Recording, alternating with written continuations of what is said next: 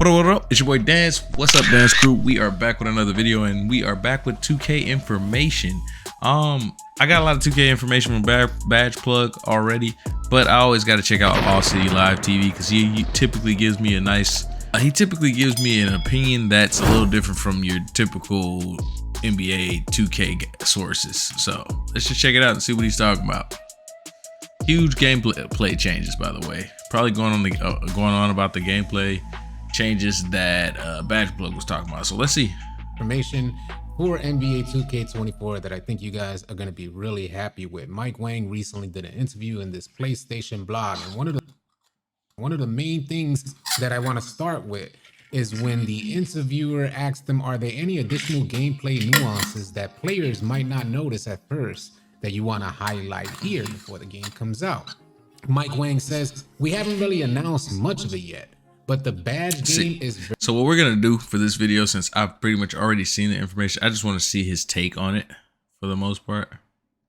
Steadily over time. So you guys are going to find that the way in which you play in the game and the things that you like to do on the court, those abilities will improve over time. And that's the way in which you guys are going to be building up your players and their abilities on 2K24. And I want to help provide some clarity on this whole topic because it reminds me of the Grand Badge effect. I don't know if you guys remember the Grand Badge and how it worked, but the more in which, say you wanted to go for a three-point shooting boost, a badge that helps boost your three-point shooting, you would consistently take specific type of three-point shots so it could unlock this badge. And Mike Wang has already confirmed that shooting badges no longer impact your shooting percentages. In 2K24, they're either going to modify your shooting attributes, your shot window sizes, or both. And as you continue to perform certain type of moves, like he referenced spin jumpers, then I imagine they'll unlock badges and badge levels that help you hit more spin jumpers. It looks like badges and the way in which you set up your badge loadout. That's gonna reign supreme and separate you from the competition for 2K24. How do you guys feel about that? Is that a W or L? Do you guys feel like attributes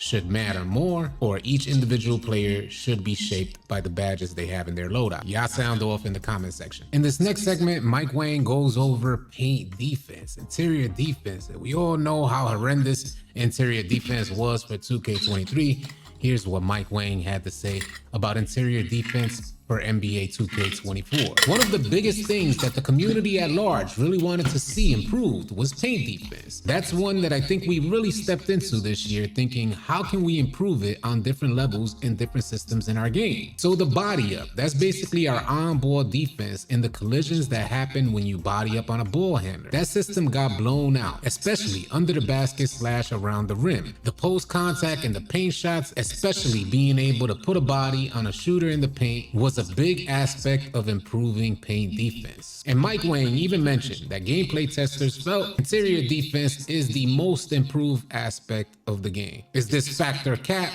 Y'all sound off in the comment section below. Only time will tell, but I definitely got my fingers crossed for much better enhanced interior defense. With all this information that we're receiving about 2K24, I advise that we take it with a grain of salt. I think we as a 2K community need to understand that the game is primarily made for the casual player, as the good majority of 2K players are aligned under the category of casual. With that in mind, I want to read off what Mike Wang had to say about accessibility. There's a ton of highlights for gameplay, but I think one of the main things we wanted to focus on this year was accessibility.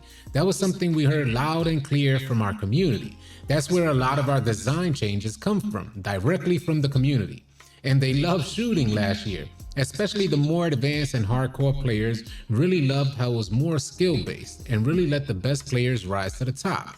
But at the same time, we felt that we could have made it a little more accessible for newer players and for the players who are young kids or people who are new to 2K. So that was a big focus for this year in just making the game more accessible. In elaborating on this idea of accessibility, Mike Wang says it really extended to everything from shooting to defense, coaching. Pretty much every aspect of gameplay was made more accessible. And I just wanted to share my opinion on what accessible, we're speaking 2K's language, what accessible means. From my experience playing 2K, I understand that accessible means easier shooting. Accessible seems to lean towards the idea of a more watered down version of 2K. You know, all those times that we're in the game and we're like, come on 2K, and I'm speaking more to like vet players. From my experience, accessibility doesn't necessarily mean a good thing. Again, only time will tell. Maybe 2K has found the formula to make the game accessible and fun for new players, but also a lot of fun for comp and veteran players. We're gonna elaborate a bit more on this article in today's live stream, so y'all be sure to come through. I will have the link to this article in the description below for your convenience. If you guys are tired of running with randoms and you're looking for...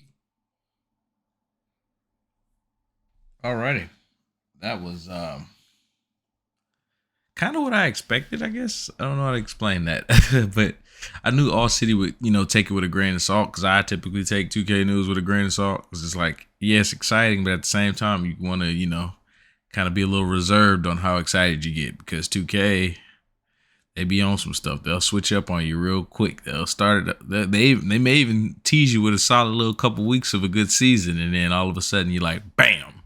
Here, we're going to nerf this, we're going to nerf this, we're going to patch this, we're going to patch this, we're going to patch that. And then all of a sudden, it's a whole different game, and it feels like 2K21 again. And no, I don't want any of that. So yeah, man, I definitely would take it with a grain of salt. A lot of the things. Accessible definitely gives the vibe of new player.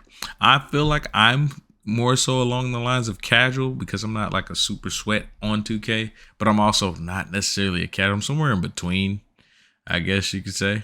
So I'll just call myself a casual. Decent player. Not great. Not bad. That's it. Just decent player. Anyways, man, y'all let me know what y'all think about the new updates and new gameplay changes. How you feel about the badge grind, and how you feel about them trying to make shooting more accessible for everyone. So, yeah. Y'all comment, like, subscribe. We out of here. Peace.